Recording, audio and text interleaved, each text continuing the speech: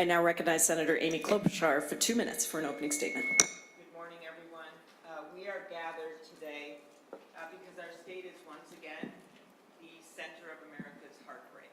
And it means so much, Congresswoman Jayapal and Omar, that you've brought this together, that we have people from all over the country to stand with us. And I want to thank our incredible leaders, the two mayors, as well as Attorney General Ellison, who's been at the forefront of these legal fights. ICE needs to get off our streets. They are causing confusion, chaos, and fear. They are literally chasing DoorDash delivery people into private homes where there are children. They are chasing down legal citizens in parking lots and wrestling them down, as the Congresswoman just noted, in front of Menards and in Targets.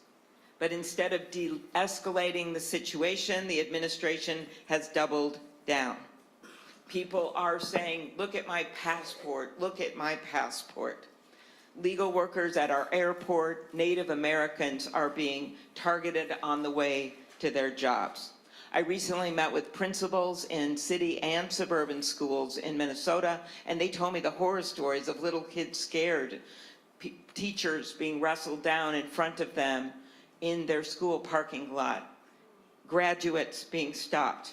And now the administration has chosen to send even more ICE officers, to the point now where there are nearly 3,000 of them, which is significantly more than the 1,100 sworn officers in Minneapolis and St. Paul combined, and equal to the sworn officers in 10 metropolitan police departments. This is completely, as the mayors know, out of balance, and it is chaos.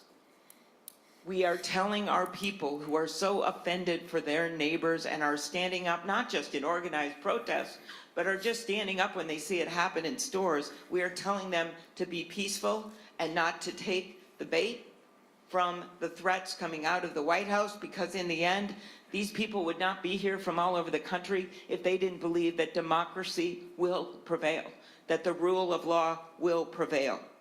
But this is who we are in Minnesota. We are the people that slide down icy hills to get to a protest. We are the people that quietly and loudly come together to help our neighbors. We are the people, in the words of Renee Good's wife, Becca, lost the love of her life, a mom of 3, who said that we must reject hate and embrace compassion.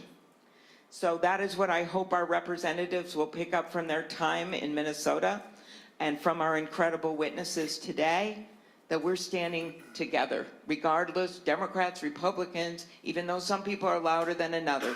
People know that this invasion is not what our state is about, and we're going to stand up. Thank you. Thank you, Senator Klobuchar. Now recognize Senator Tina Smith for 2 minutes for an opening statement.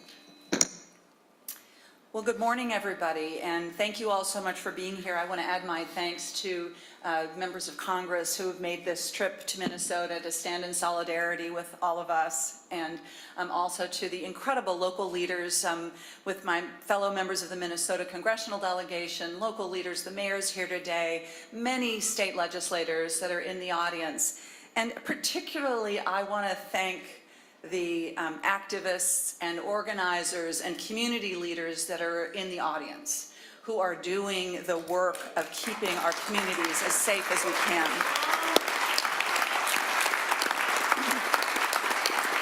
So, President Trump's illegal deportation campaign is leaving Minnesotans and Americans detained, arrested, injured, and killed, all the while trampling on our basic civil rights and due process. It is making us all less safe, it is dangerous, and it must stop. Renee Good, a United States citizen, a wife and a mother, was shot and killed by federal agents in broad daylight in the middle of a Minneapolis street. The federal government, within hours, labeled her as a domestic terrorist before they even knew her name, and are clearly attempting to cover up what happened. And in Minnesota today, people are literally calling 911 because they need protection from federal agents that are threatening their safety and their security. ICE agents are blatantly profiling Black and brown and Asian people and Native Americans. And this is happening not just in Minneapolis and St. Paul, but in suburbs and small towns and communities all over Minnesota. Now, many of these agents are clearly poorly trained, which puts us all in danger, but they are also hostile and emboldened because they have been told, starting with the vice president, that they have 100% immunity. And as a result, people are getting hurt and even killed. And of course, just yesterday, the president literally threatened to invoke the Insurrection Act, which amounts to declaring war on the state of Minnesota.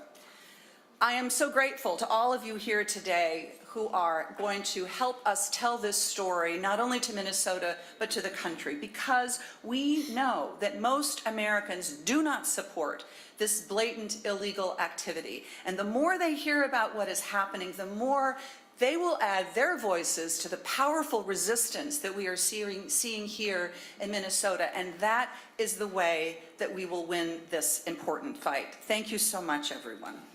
Thank you so much, Senator Smith. We are fortunate to be joined with two members of our House Democratic leadership. Ted Lieu, the Vice Chair of the House Democratic Caucus, is here, and I now recognize House Democratic Caucus Whip Catherine Clark for an opening statement for 2 minutes. Thank you so much, and I am so pleased to be here. So pleased to be here. Thank you, Congresswoman Jayapal, for bringing us together today. And thank you to Congresswoman Omar and McCollum for hosting us in the Twin Cities. To Mayor Fry, to Mayor Herr, and to Attorney General Ellison, and all of the witnesses, thank you for taking the time to be here while your community and state is under siege and weighed down by injustice. The sheer number of colleagues that we have in attendance underscores how deeply the pain of Minnesota is felt across the entire country. And it reflects what the American people understand about this moment, that if this terror can be on the people of Minnesota, it can be directed on any of us. If the sovereignty of this state, its local police and prosecutors can be threatened by the untrained recruits that Kristi Noem has fashioned into a mass paramilitary force, then none of us have true security. And if the shooting of Renee Good can be deemed justified without investigation, then we know all of our freedom is threatened. I want to thank the people of Minnesota for their resolve and grit, for their courage, and for turning towards each other in love instead of turning away in fear. You are setting a model for how we respond with strength and community. And to our witnesses, we thank you for speaking out and sharing your stories. Your courage inspires us, and we will be taking your voices to all of our work that lies ahead in these perilous days. Thank you again, Congresswoman, for pulling us together and for being here. I am so grateful to be part of this important and urgent discussion.